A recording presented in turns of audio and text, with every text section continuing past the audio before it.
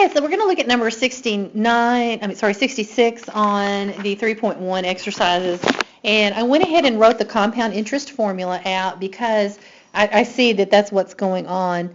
It says there are three options for investing $500. Now this $500 is what we call our principal. It's our starting amount. So I'm going to write it over here by the P. That's our P in this problem, the starting amount. And then they say the first earns 7% compounded annually. So let's make a little table here. My R in the first instance is 7% compounded annually. So let me go RNT. R is 7%, but we're going to write that as a decimal. This is the first option. There's 3, so I'll go ahead and make a table for 3. We're going to change that to a decimal, so move the decimal place over 2 spots to the left. The second, okay, so it's compounded annually, so how many times per year is 1, and number of years is 1. N is how many times per year you compound something, and since they're just going to do it once a year, we're going to put a 1 there. T is your time in years, and we're just doing this for a year, so we'll put 1 there. Now the second one, it says it's 7%, so it's 0.07. Compounded quarterly, that means it's 4 times a year, okay, so N is 4 there. And it's only going to be for 1 year that we're thinking about it. They didn't say anything else, so we're going to assume we're comparing just 1 year in all of these. And then your third option is 7%, and it's compounded continuously. Now that compounded continuously, there's another formula for that, and it's actually an easier formula, and people love it when they get continuously compounded. This is another place that we see that E come into play. That is, I call it the PERT formula, A equal P, so your principal. And then you've got E, the exponential number E, 2.71828 that repeats, and then R to the RT power, okay? So the easiest one to compute is going to be that last one, and we're going to use that formula. Let me actually go do that right now. I could plug that in the calculator of this last one. This is the third option here, so let me call it option C. This will be option C right here. Let's do that since we just talked about that formula. My principal is $500, and I'm going to plug it in this formula. My base is E, and it's to the RT power. Well, the rate is 0.07. We got to write it. And the T is just for 1 year, okay? So we're just doing this for 1 year. So it'd be the R rate is 0.07, the time is 1. So I'm just plugging in that. So it's 500E to the 0.07 power. So what I'm going to do is put that in my calculator and get what that total is. I'm going to write my answer in red. I put that in the calculator, and I got $536. We're going to talk dollars and cents here, so I'm just going to round to the nearest cent, 25 cents, okay? So that's option C right there. I'll put a C by it.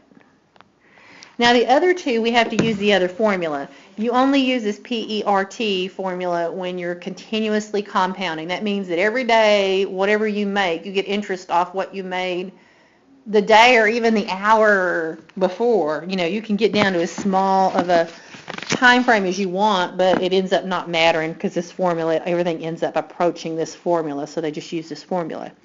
For option A, let's go figure out what it should be. I'll do each option in a different color. Let me use blue for option A here. Okay, so how much do I have in my account? That's what A stands for. My principal is 500. And it's 1 plus the rate. Well, the rate, we write it as a decimal. 7% would be 0.07. The number of times per year I'm going to compound is 1. Remember, we actually filled that in down here. I just circled the 1. And for 1 year is what we're assuming. So N is 1, and time is 1, so it's just to the 1 times 1, which is to the first power. So this ends up simplifying when I want to see what I want to put in my calculator. It's just 1 plus 0.07 over 1 is 0.07. To the first power is just, you know, basically 500 times 1.07 is what this simplifies to, okay? So I can put that in my calculator really quickly, if I could just punch the buttons right. And I'm going to get $535, okay? So for option A, I would make $535 even. I'll put the 0.00 just so we're, you know, comparing the cents even. Notice I made less off that than I made off option C when they compounded continuously. That's always the best deal. I got a whole $1.25 more that 1 year just because they compounded continuously. Let's look at option B. I mean, I'm doing all the math on this, and I didn't even read what they wanted me to find, but usually you're going to have to do all the math, so I'm assuming this is not a waste of time. They say find equations that model each investment growth and use a graphing utility to graph each model in the same viewing window over a 20-year period. And then it says use the graph from part A to determine which investment yields the highest return after 20 years. So I'm kind of doing a little more work here, but that's okay. I just want you to see how the formulas work, which I feel is a good starting place. Now for option B, we haven't done that one yet. I'll do that in purple. The amount in the account for 1 year would be 500. Sorry, I made a mess. 500. 1 plus the rate is 0.07, and we're compounding it 4 times a year because it's quarterly, so there's a 4 that goes on the bottom there, and then it would be 4, because N is 4 and T is 1 here, so it would be 4 times 1, so it would be 500. I could put all this in the calculator and find it. Let me do that. Oh no, this, if you do all that math in there, I just punched it in the calculator. This is just for 1 year. You can see that in 1 year the best choice would be choice C. Choice B is between A and C. I get a little bit more than just compounding it once a year. So now, what do they want me to do? What is this put the equation in the calculator thing? Well, what would be missing is they want to know like over 20 years. So wouldn't it be like how many years is missing? So if I made my equations, let me try to write them. I know this is dicey because I don't have a whole lot of room here, but let me write what I could type in my calculator. Remember, we can use different lines in the calculator and graph them all at once.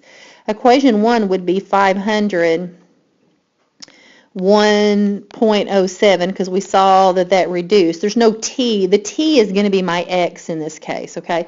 And if you look, I want you to look at your X button on your calculator. See how it has a T anyway? That's another, you know, it's such a big deal that they even kind of have it on the X button on the calculator. So my T is going to be my X. So if it was N times T, N was 1 time a year, and X represents my year. Since I'm going to want to plug in X is 20, that X is going to represent the number of years. That's the first equation. So the second equation, it didn't hurt that I went through all this work here. If you look, again, in this formula up here for compounding it, this that I'm circling right now in black, there's no T inside the parentheses. So that equation would be 500 times 1, looking here at the purple writing, plus 0.07 over 4. And again, you could divide that out if you wanted to simplify it, but you don't have to. N is 4. And remember T, the number of years, we're just going to call it X so that we can compare these, because remember, ultimately I want to see what happens after 20 years. And then the third equation is the simpler equation, and it is A equal, remember Y is going to be my A in my account. In all these cases, I'm just calling the amount in the account Y, and the number of years, my T, is my X in my equation.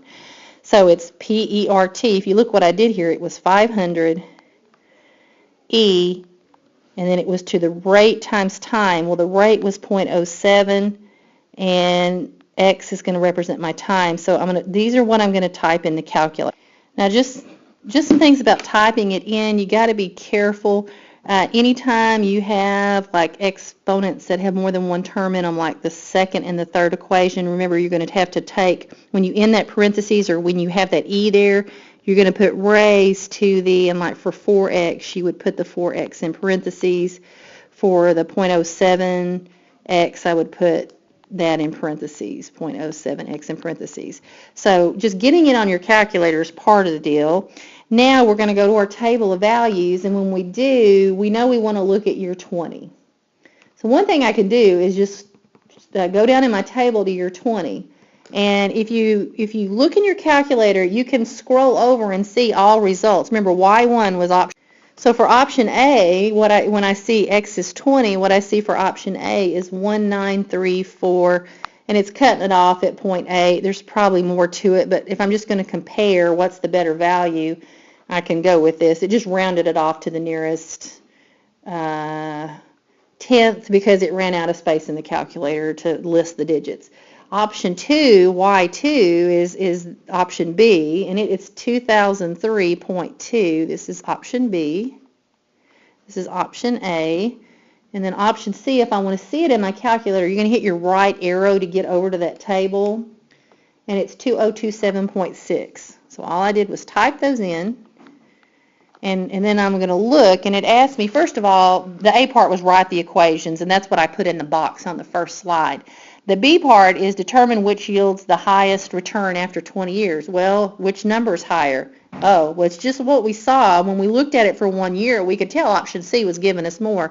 Option C is giving me the best return after 20 years as well, because I'm looking at x equal 20. Actually, if you look, when you can continuously compound, you always want that deal because you get more money. After over 20 years, look how much more money you got. Maybe it's not a huge amount, but let's see, just to get up to if you look at option A, it would be about $66 just to get up to 2,000, and then 66 plus this 27 more.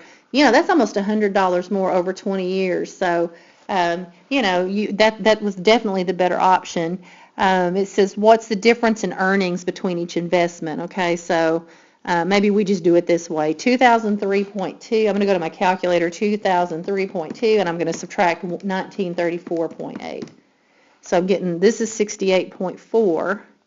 Between these two, 2027.6 minus 2003.2 would be 24.4. So how much difference is there between the first one and the third one? Let me just add those together. 24.4 plus 68.4 would be, $92.80. Now, the problem with my calculation, if it does not match up with the answer key, is that I put all those onto the calculator at one time in the Y equal, and then I went to the table so I could compare them. That's the fastest way to look at it. But the table rounded it off to the nearest tenth. So there may be like some cents difference here because of that rounding. It's going to give me a little bit less correct answer, but I can get the general idea here, so let's just be happy with it. If I wanted to get more accuracy, what I could do is just put in one equation at a time and look at 20 and get the value for 20 and write it down.